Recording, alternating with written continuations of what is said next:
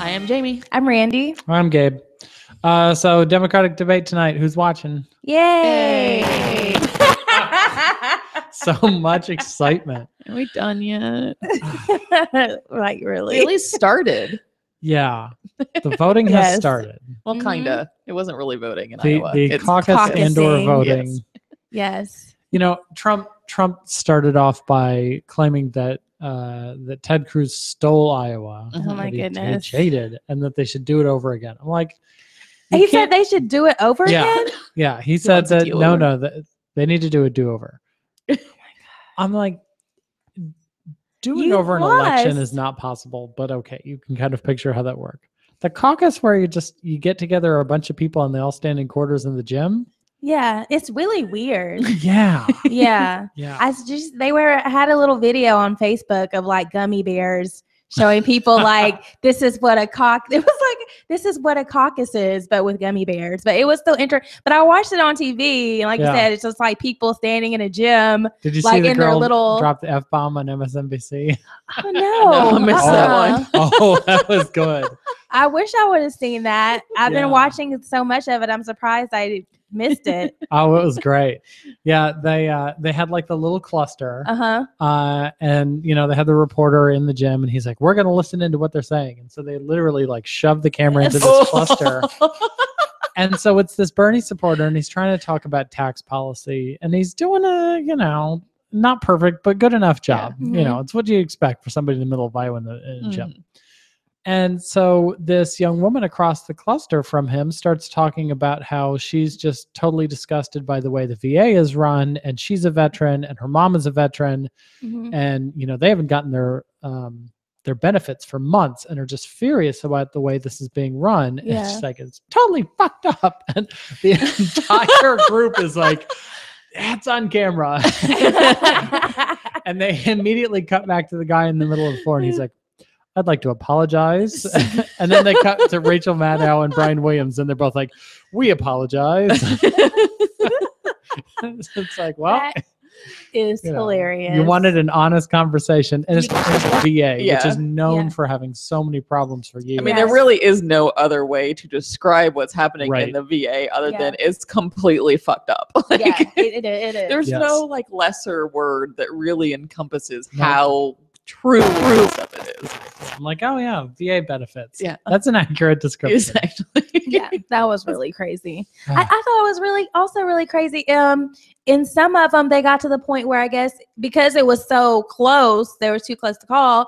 They were flipping coins to see who was going to win. I'm like, why are we? Because it was an exact tie. How else would you do it? I mean, when you've got 50 Bernie supporters and 50 Clinton supporters and 2 O'Malley supporters that aren't going to move, then why are we putting why are we putting so much weight on these caucuses? But I guess they ask that every 4 years. Exactly. In a Because state where there's Iowa- more pigs than people. Iowa is not representative of the rest of the United States at all. But the coin flip got really blown out of proportion, because the coin flip was to decide like one delegate. Oh, okay. Of like 700, not like one of the 40. It was like one of the like. Right. So that's going to be one out of Okay. 700 in the state of Iowa. Yeah. Nationwide, once the Democratic National Convention happens, it's like 7,000 delegates. Okay, one of them got decided by the flip of a coin. And that was the other thing, the county delegates came down like, 49.9, 49.6. I mean, it was a virtual tie. Yeah. Hillary took all the super delegates, because those are all the people. I think 2 are still in but yeah. Okay. But those are all the people who are like party faithful, who are going to nominate the Democrat running for the Democratic National Convention. Yeah. Or, they're probably labor leaders. These are people that Sanders is never going to win over Yeah. unless he somehow pulls out, he's using the term revolution. If he can honestly come up with a revolution, he'll start to win super delegates. But Hillary's going to crush all of these, and that's going to decide the race. Yeah. So It's very interesting. They were talking about the gap as far as age. Yeah. Yeah. I thought that was very, as someone who used an analogy, I thought it was so perfect and funny. It was Joy Reid, and she was talking about Black voters.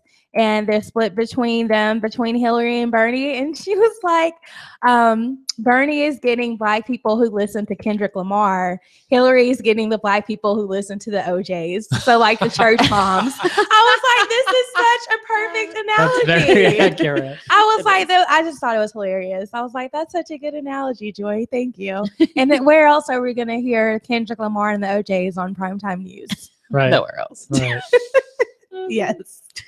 That's hilarious. Yeah. So, I mean, it'll be interesting to hear what they come up with tonight. I've been thinking more and more about Bernie's revolution. And, in terms of the politics that he's promoting, I'm aligned. But if this is a revolution, this is the slowest growing revolution ever. I mean, he's been in Congress for 30 years. 25, 30 years. Yeah. He's the only independent in the Senate. Mm-hmm. Your revolution couldn't recruit anybody. Details. Yeah. Details. If there was like 10% of Congress that was independent and they were the revolution coming, I'd be like, okay, there's a group. It's just Bernie. Yeah.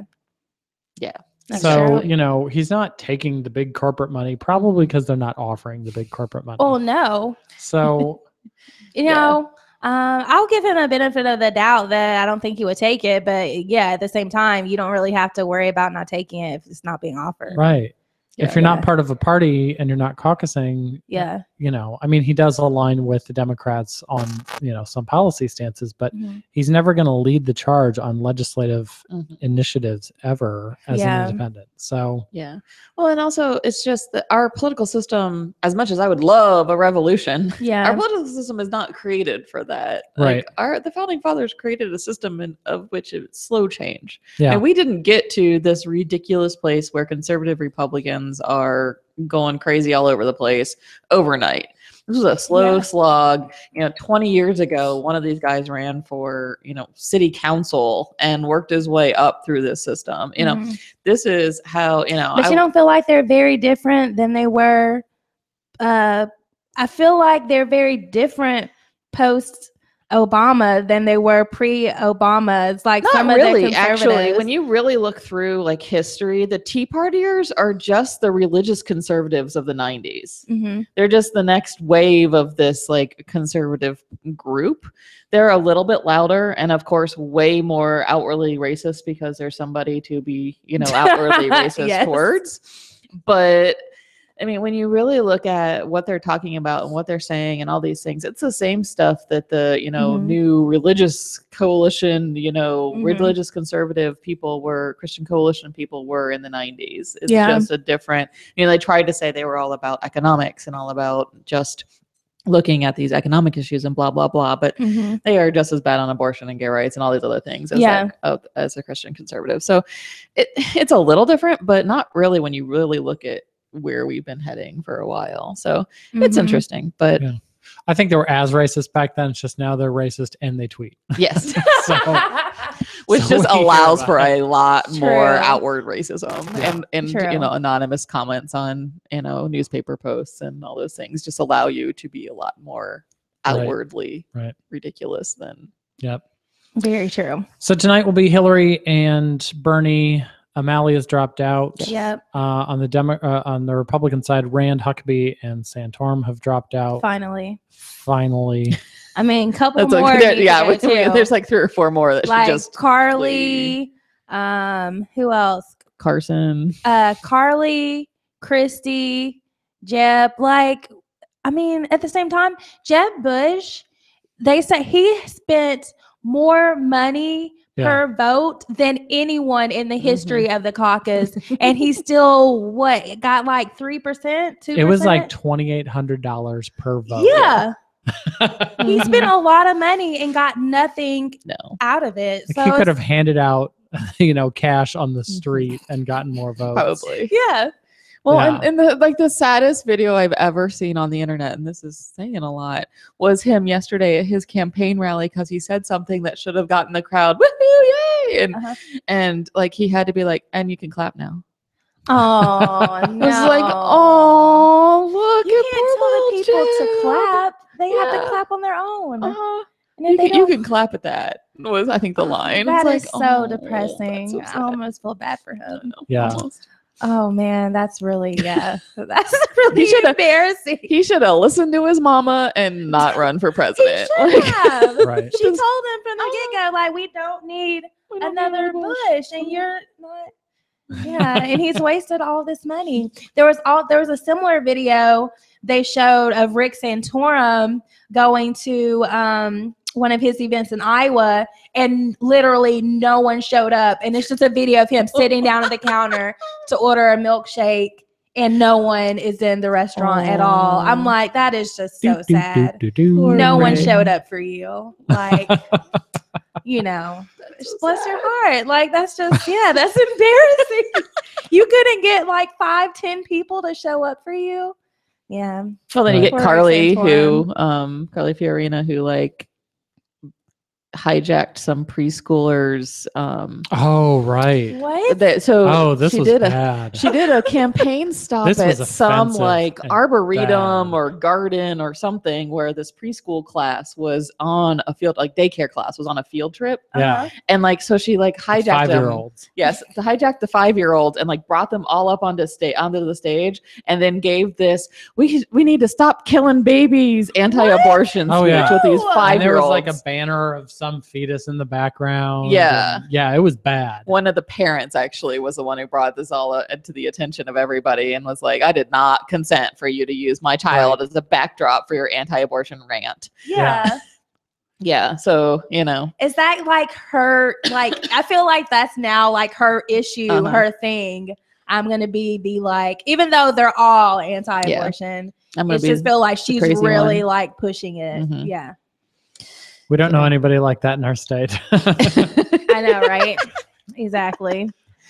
Again, they are all like that, but she seems like she's really Right. just way out there. Right. So also dropped out was Jim Gilmore. Everybody knows what he forgot looks about like, him. right? What I think I'm thinking of George Pataki. I have no idea what Jim Gilmore looks like. can't I remember couldn't either. pick him out of a crowd. Yeah, I think every time I see his picture, I'm like, Yeah. oh yeah, that's what he looks like. Oh, I have no but- clue. I'm Yeah. gonna Google it later. Yeah. Yeah, I don't remember. So yeah, all of those people need to drop out. You mentioned Chris Christie. He's still in. Mm-hmm. I know you said that. Him and Kasich are looking forward to having a good showing in New Hampshire. Mhm. So that's kind They of have to, or they don't really have right. a path, because after that is South Carolina. Carolina. Right.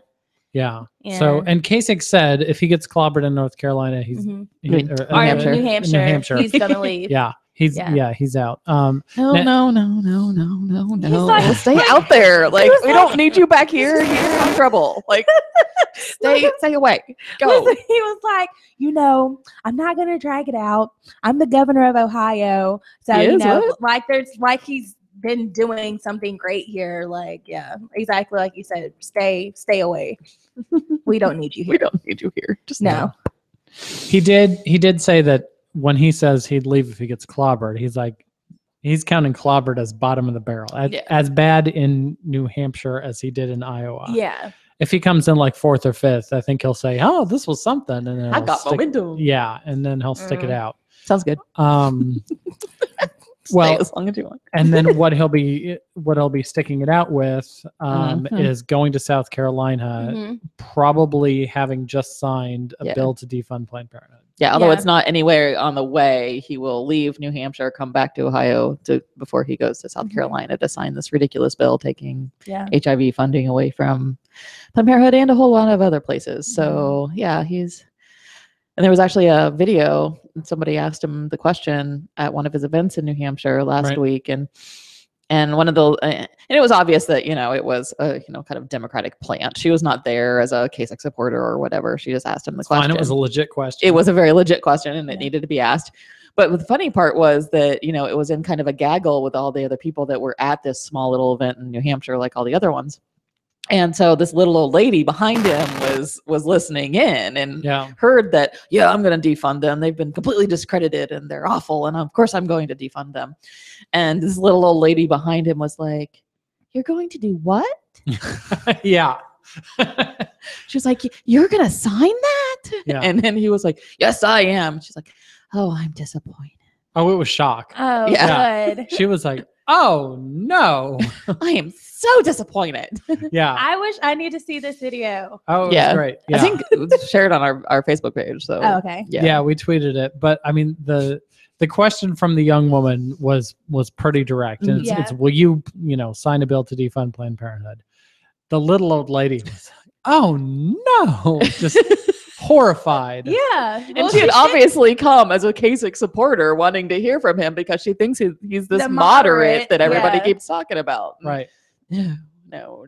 So he won't sign the Planned Parenthood defunding bill before. I mean, it was ridiculous. I mean, the Senate could have passed the clean bill without changing it, and it could have gotten to Kasich's desk last week. Mm-hmm. But instead of doing that, they earmarked already existing money for infant mortality so that they could say that they did something good, but they didn't. It's not like they added money to infant mortality programs in Ohio. $250,000. Right. Big spend.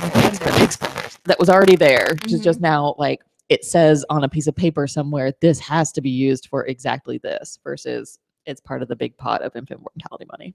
Yeah. So no additional funds ever, but they amended it with this stupid amendment. Mm-hmm. And then, so it had to go back to the House.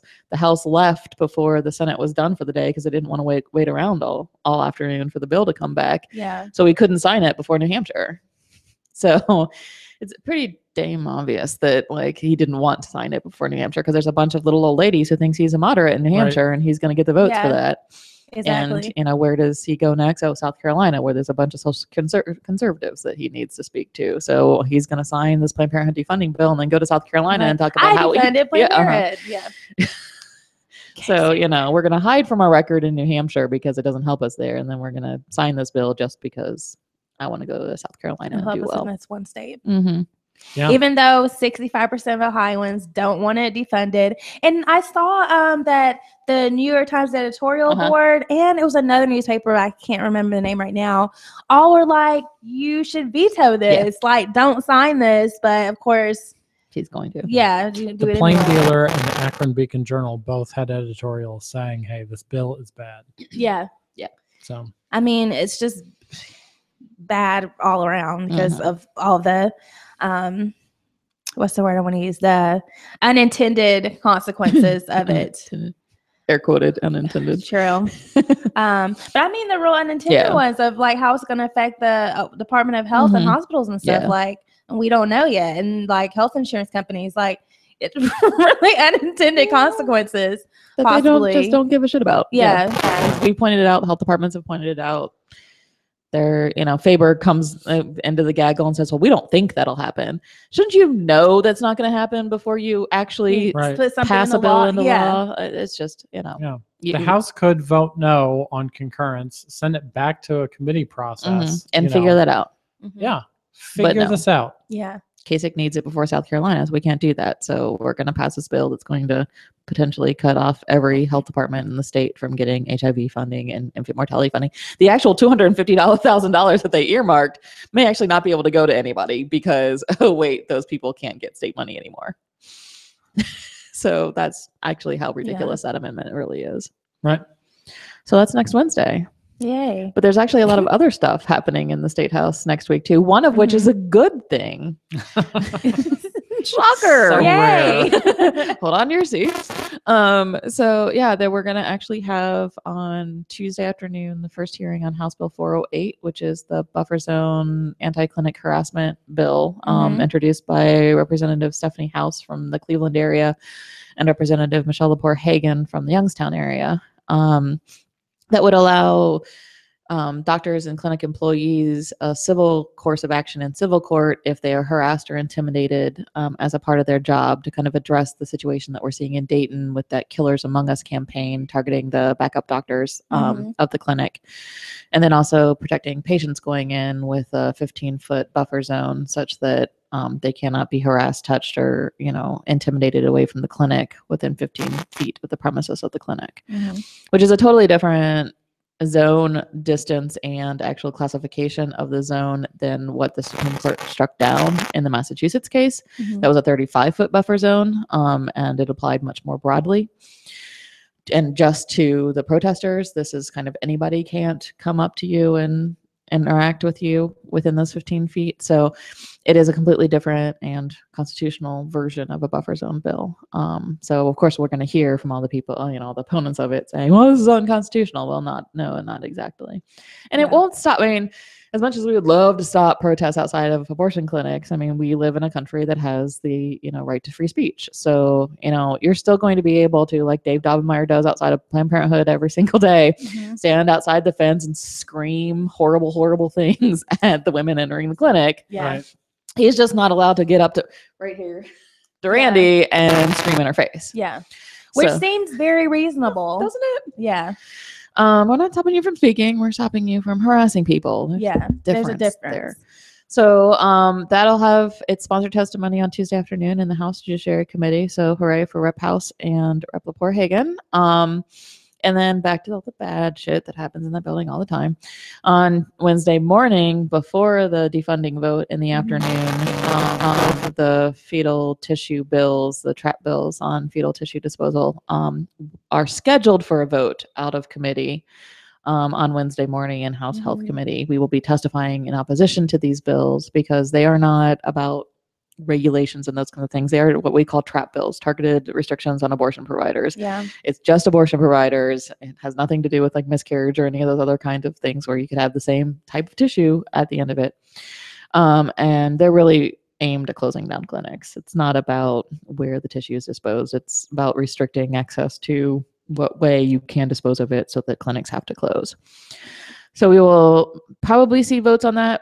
I'm still really confused because the two bills actually conflict with each other. One says that you can use 2 methods. One says you can use 3 methods. One requires the woman to actually sign a piece of paper saying how she wants it disposed of. One doesn't. They are in no way, shape, or form complementary to each other. So I have no idea what the committee is going to do with, like, are you going to just pass one? Are you going to pass both of them and let the floor vote decide or the Senate decide? It's a really weird situation where you've got two bills that conflict with each other are passing through the committee at the same time. I don't know if they just haven't realized it yet, which it's, I guess, a possibility, but yeah, and we'll see what happens, I guess. Yeah. And that committee is on Wednesday morning, so they could actually pass one or both of those bills out of committee that morning and not only vote to defund Planned Parenthood, but vote on these trap bills as well that afternoon. So session at 1:30 on Wednesday is going to be interesting, I guess. Huzzah. More bad shit happening. Of course, unlike the defunding bill, the trap bill will not go directly to the governor because that still has to go through the Senate. So that's just a House vote on that. But the defunding bill will immediately go to Kasich. Oy vey. I still just always wonder, like, what do they do there besides pass trap laws? Like, honestly, what are they doing to actually help the state of Ohio? Every time I go there and I sit either on the House side or the Senate side on the bills that they're voting on, I mean, it doesn't really seem that they're passing anything of, and the other bills that they are passing really don't have that much relevance, aren't going to really change things that much. And they put forth nothing on transportation or jobs or fixing the terrible charter schools that we have. Like, what do they do? Like, really? I mean, they take over the Youngstown schools. They pass horrible budget bills that take it's money. Mostly the budget. I mean, you could be a legislator, show up for the budget season, and then just not show up for the rest of it, and you wouldn't really miss out on too much. And there's a lot of states that have part-time legislatures for just that reason. But for some reason, we keep these guys employed year-round. They're still actually considered part-time employees, though. Like it's really funny because they get full-time benefits. I'm like, did they vote to make themselves full-time? Like, who decided that they should be full-time? All of their raises, all that stuff. I think the rule is that you can't give yourself a raise, but you can vote so that the person holding your seat, like the next legislative session, gets a raise. And if that person happens to be you, yeah, that's how it works. Yeah. So once upon a time, they voted that the next class would get these certain benefits, and then it was them. Oh yeah, by coincidence. Shock. Yeah. Yeah. And it's usually one or two that do the right thing and stand up and say, "I don't deserve a raise." None of you deserve. fucking raised. Right. Like, So, seriously, what do you, I mean, Yeah. they do nothing. Yeah. So also out of the State House this week was a terrific report from Associated Press reporter Julie Carr-Smythe.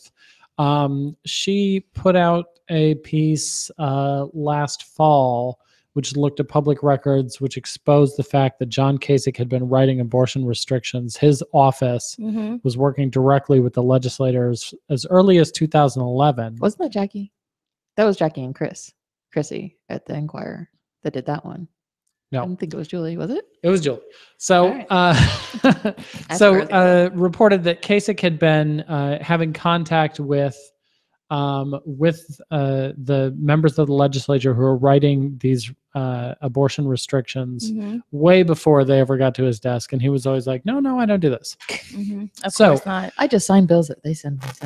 So it turned out that little lie of his was indeed a lie. Yeah.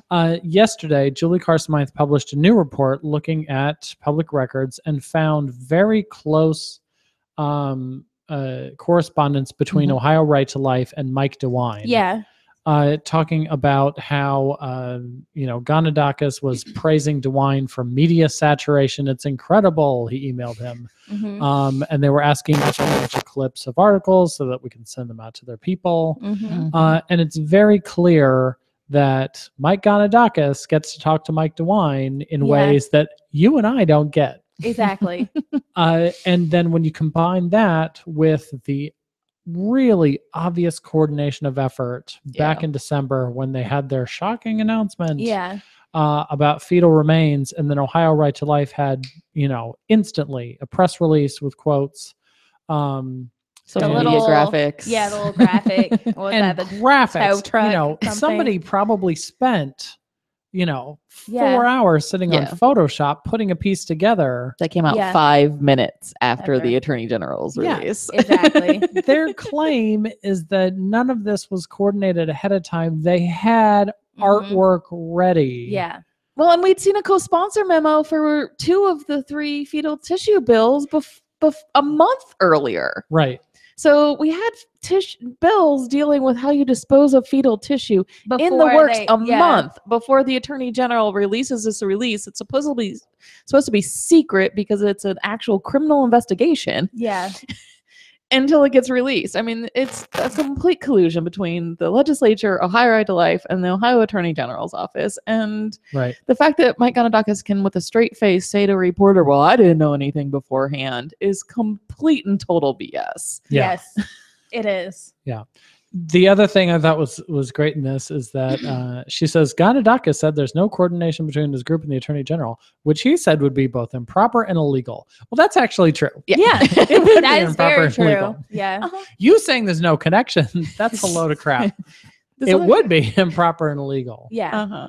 And I think a lot of the public records laws, all of the public records laws, were written back in the day when if you wanted to call somebody, you called from your home phone or your office phone. Because that was it. And then there were solid records of those. And if you wanted to write somebody, it was either sent by mail or by fax. And there's a paper copy of that. And in this age, we're still applying these public records laws. But, there has got to be some Facebook Messenger conversation, some unrecorded cell phone number to text with, Snapchat. I don't know what. Yeah. But Ohio Right to Life and the AG's office and the Department of Health and the the staff in the governor's office, they all talk a lot. Yeah. And they coordinate a lot of things. And none of that is on public records because they've realized how not to get caught. Yeah. But it is super clear that they are coordinating like crazy. Well, I mean, it was clear. I mean, we don't know what the contents of these phone calls were, but when you look at, when I talk to a legislator, even about a really complicated issue, if I'm on the phone with them for more than 15 minutes, there's something bigger going on. Right. And we did our public records request that kind of, helped with that earlier AP story about the governor's office.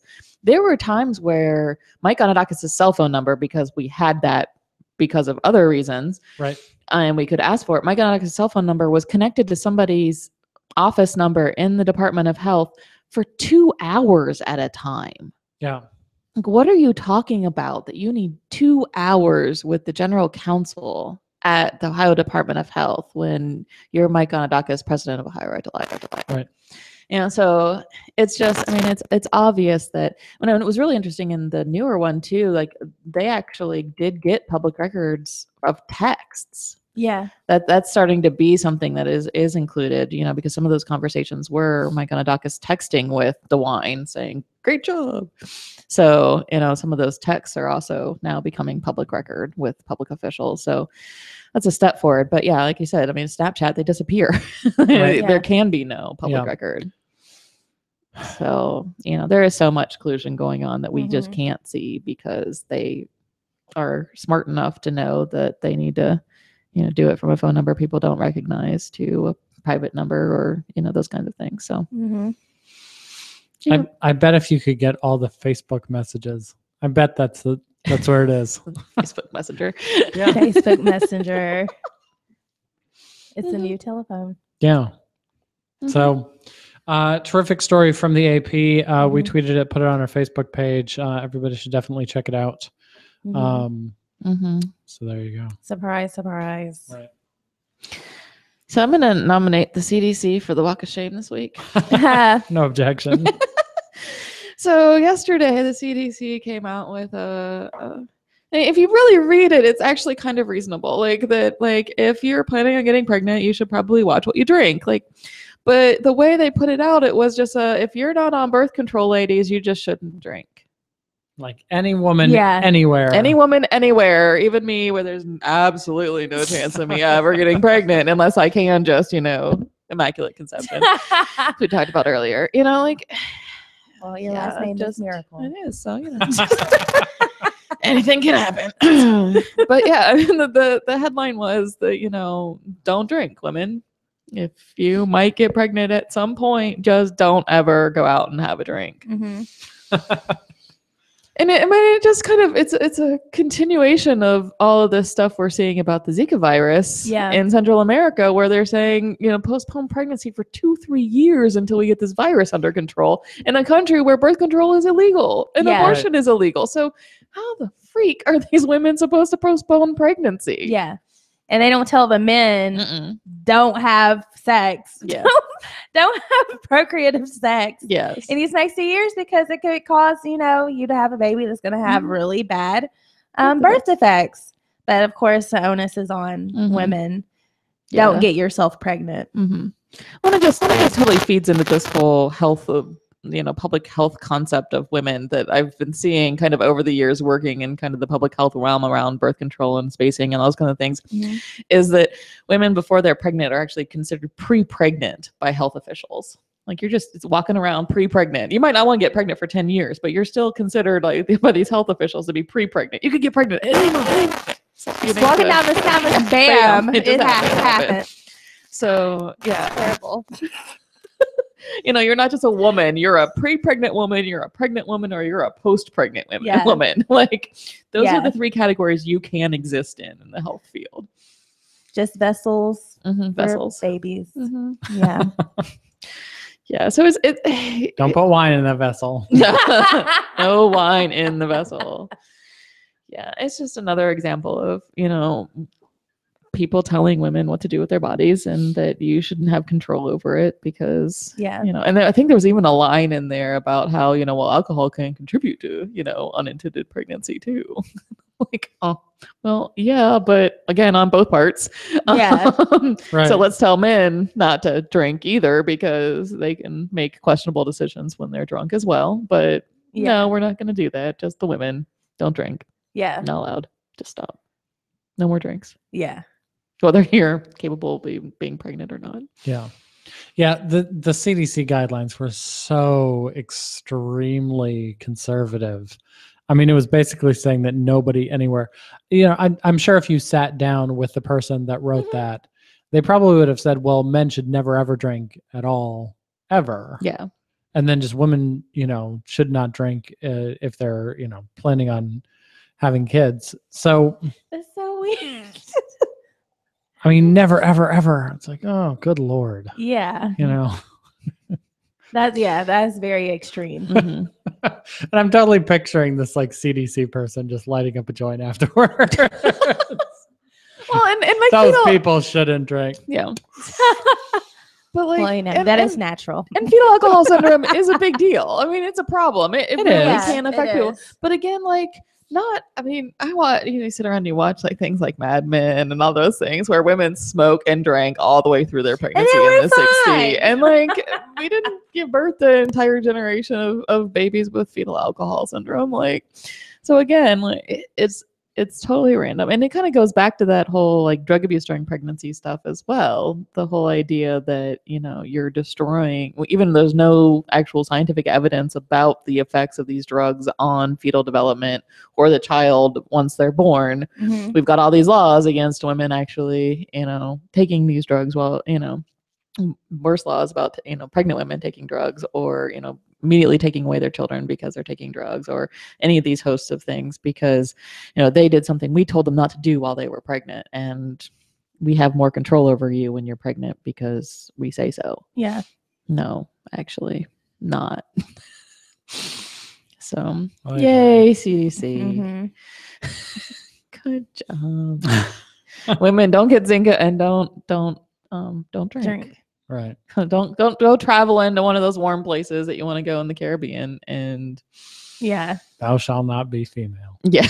Yeah. Pretty much. I was about to say it makes more sense to just say don't be a woman because I mean, really.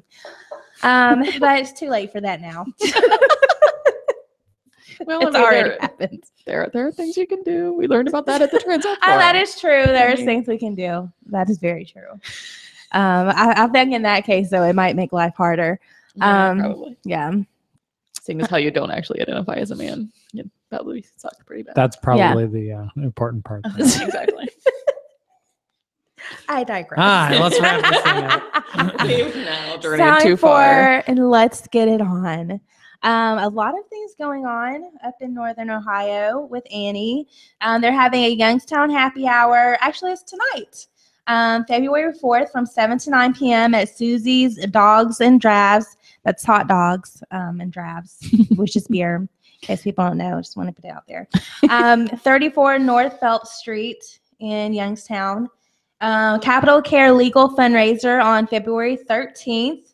At 7, the Davis Building, Dee's Delightful Art Gallery. I'm so confused with this writing right now. 137 North Michigan Street. Yes. And at the same time, they're having an open mic. It is an open mic night. Oh, okay. It's an open mic night / poetry slam. So that's what the fundraiser is. Say that address again and talking to the mic when you say it. 137 North Michigan Street. Thank you. For the Capital Care Legal fundraiser. Soon we're having another Women of Color happy hour Tuesday, February 9th, next Tuesday. And that's when we're going to be working on putting together an op-ed.